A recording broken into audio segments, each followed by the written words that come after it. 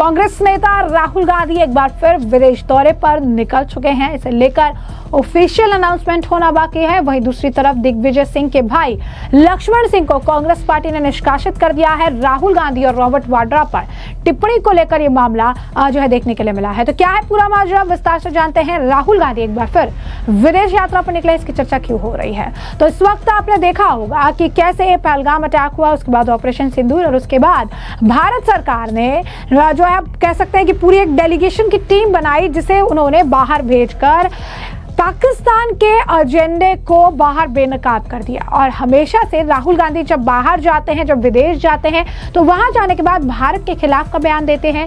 बाहर विदेशी हस्तक्षेप की मांग जो है भारत की राजनीति में, भारत के इंटरनल अफेयर्स में करते हैं। और एक बार फिर से अब ये खबर आ रही है कि राहुल गांधी अब ऐसे सिचुएशन में, जब आने वाले समय में कई अन्य जगहों के चुनाव होने वाले हैं, पश्चिम बंगाल के भी चुनाव होंगे, बिहार के भी चुनाव होंगे, कई अहम फैसले लेने हैं। अभी उनकी पार्टी के नेता जस्ट अभी विदेशी दौरे से जो है वो वापस आए हैं, डेलीगेशन का दौरा था उससे वापस आए हैं और राहुल गांधी विदेश निकल गए हैं। तो आखिर राहुल गांधी कहां रवाना हुए हैं? तो जो सूत्रों के हवाले से खबर आ रही है उससे यह पता चलता है कि राहुल गांधी भारत से दोहा कतर के लिए सुबह 10:30 बजे निकल चुके हैं। और इसे लेकर किसी तरीके का कोई इंफॉर्मेशन, इसे लेकर किसी तरीके का कोई ऑफिशियल स्टेटमेंट जारी नहीं किया गया है कि राहुल गांधी इस दौरे पर क्यों गए हैं, उनका पर्सनल यूज के किसी काम के लिए गए हैं, प्रोफेशनल यूज के काम के लिए गए हैं, कतर जाने के पीछे का कारण क्या है। और ये फॉरेन ट्रैवल्स जो है वो हमेशा से संदिग्ध रहा है, हमेशा से इसे लेकर सवाल उठते रहे हैं। आम जनता भी मांग करती रही है कि राहुल गांधी जब भी विदेश में रहते हैं तब कुछ बवाल भारत में होता है, जब विदेश से आते हैं तब कुछ बवाल भारत में होता है। और ऐसे में उनका ये विदेशी दौरा जो है हमेशा से एक बहुत बड़ा क्वेश्चन मार्क रहा है। तो राहुल गांधी ने एक बार फिर से विदेशी दौरा जो है किया है, तो इसके पीछे का एक बड़ा कारण क्या हो सकता है? अब राहुल गांधी के हर मूव पर सरकार को नजर रखने की जरूरत है, क्योंकि हाल ही फिलहाल में जिस तरीके की कई सारी घटनाएं हुई उसके बाद राहुल गांधी का ये संदिग्ध विदेश दौरा कहीं और भी और कई सारे षड्यंत्रों की तरफ इशारा कर रहा है। ऐसा हम नहीं कह रहे, ऐसा सोशल मीडिया पर लोगों का कहना है। वहीं दूसरी तरफ आखिर दिग्विजय सिंह के भाई को क्यों निष्कासित किया गया, ऐसा क्या बयान उन्होंने दिया है ये भी जान लीजिए। लेकिन उससे ठीक पहले सुधांशु त्रिवेदी राहुल गांधी को लेकर काफी कुछ कहते नजर आए। क्या कुछ कह रहे हैं सुधांशु त्रिवेदी, सुनिए। मुझे लगता है कि ये सरेंडर का जो बयान राहुल गांधी जी ने दिया, अभी तक कांग्रेस पार्टी के नेताओं के बयान पाकिस्तानी मीडिया में सुर्खियां बन रहे थे, पाकिस्तानी सोशल मीडिया में सुर्खियां बन रहे थे और पाकिस्तान की संसद में बोले गए, पाकिस्तान की मिलिट्री ब्रीफिंग में बोले गए। पाकिस्तान ने भारत के विरुद्ध अपने डोजियर में राहुल गांधी जी के बयान को कोट किया था आज से 2 साल पहले। मगर जो बयान राहुल गांधी ने दिया है ये तो पाकिस्तान के आर्मी चीफ ने नहीं बोला, पाकिस्तान के रक्षा मंत्री ने नहीं बोला, पाकिस्तान के प्रधानमंत्री ने नहीं कहा भारत ने सरेंडर किया। यहाँ तक कि जो आतंकी संगठन है, आतंकवादियों ने भी नहीं कहा है, मसूद अजहर और हाफिज सईद ने भी नहीं कहा है भारत ने सरेंडर किया है। तो मुझे लगता है कि राहुल गांधी पाकिस्तान में मीडिया की सुर्खियां बटोरने के चक्कर में आज हाफिज से भी बड़े मुहाफिज पाकिस्तान का बनने की कोशिश कर रहे हैं। ये बहुत दुखद और दुर्भाग्यपूर्ण है और यह भी दर्शाता है कि उनके अंदर नेता प्रतिपक्ष के पद को धारण करने की योग्यता और परिपक्वता पर प्रश्न चिन्ह लगाता है। ट्रंप ने बाबा कह रहे हैं कि हमने उसको बंद कराया था, तो सरकार जो कंडेम क्यों नहीं कर रही है, क्यों? भारत सरकार ने अपने विदेश मंत्रालय ने आधिकारिक वक्तव्य में विदेश मंत्रालय के प्रवक्ता श्री रणधीर जायसवाल जी ने स्पष्ट रूप से कहा किसी प्रकार की कोई मध्यस्थता और थर्ड किसी पार्टी का कोई इंटरवेंशन स्वीकार नहीं था। और जो हुआ वो director general military operation, Pakistan ने भारत से कांटेक्ट किया, इसको पाकिस्तान ने भी डिनाई नहीं किया। और जहां तक अमेरिकी राष्ट्रपति डोनाल्ड ट्रंप के बयान की बात है, तो डोनाल्ड ट्रंप का पहला बयान, उन्होंने 1 दर्जन बयान दिए। तो मैं विपक्ष से कहना चाहता हूं, यदि ट्रंप के बयान पे भरोसा है तो पूरा भरोसा करो, क्योंकि ट्रंप ने यह कहा कि आणविक युद्ध होने जा रहा था, मैंने वो रुकवा दिया। जब आणविक युद्ध की बात आती है तो विपक्ष कहता नहीं, भारत ने तो ये कहा है कि आणविक न्यूक्लियर थ्रेट था ही नहीं, तो फिर भारत के बयान पे पूरा भरोसा कर लो, क्योंकि भारत ने कहा ना आणविक युद्ध की बात थी और न किसी ने मध्यस्थता की। मगर ये बात समझ में नहीं आती कि आधा बयान ट्रंप का लेना है और आधा भारत सरकार का लेना है। और ट्रंप ने 8 मई को अपने बयान में क्या कहा कि टिट फॉर टैट हो गया, 7 मई की रात को हो गया था ना, 6 और 7 की रात। टिट फॉर टैट का मतलब क्या? जैसे को तैसा हो गया।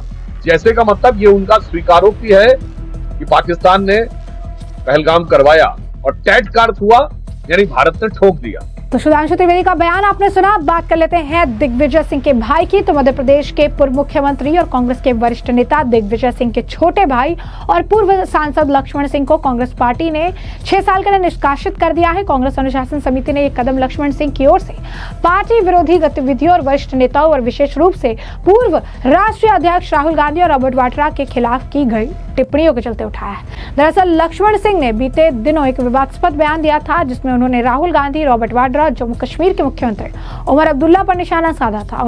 उन्होंने उमर अब्दुल्ला पर आतंकवादियों से मिले होने का गंभीर आरोप लगाया था। इसके अलावा उन्होंने राहुल गांधी को नसीहत देते हुए कहा था, पार्टी के नेताओं को सोच समझकर बोलना चाहिए, नहीं तो उन्हें चुनाव में इसका परिणाम भुगतना पड़ेगा।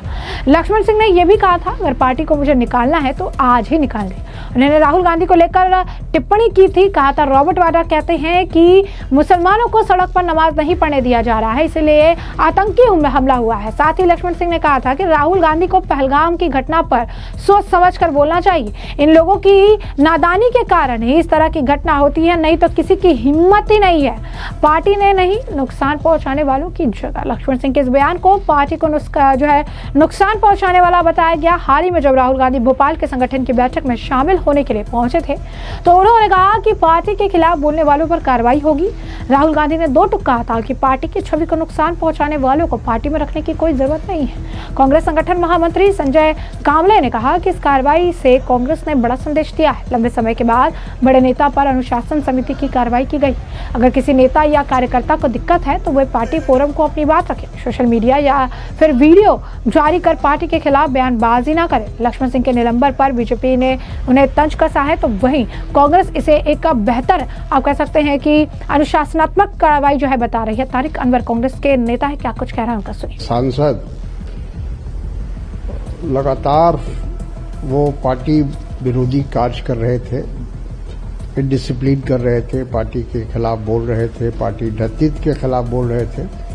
कई बार उनको प्रदेश कांग्रेस कमेटी की तरफ से वार्निंग भी दी गई, लेकिन ऐसा लगता है कि वो मन बना चुके हैं भारतीय जनता पार्टी में जाने के लिए, इसलिए उनके रवैये में कोई तब्दीली नहीं आई और आखिरकार जो केंद्रीय अनुशासन समिति है उसने उनके मामले को देखा।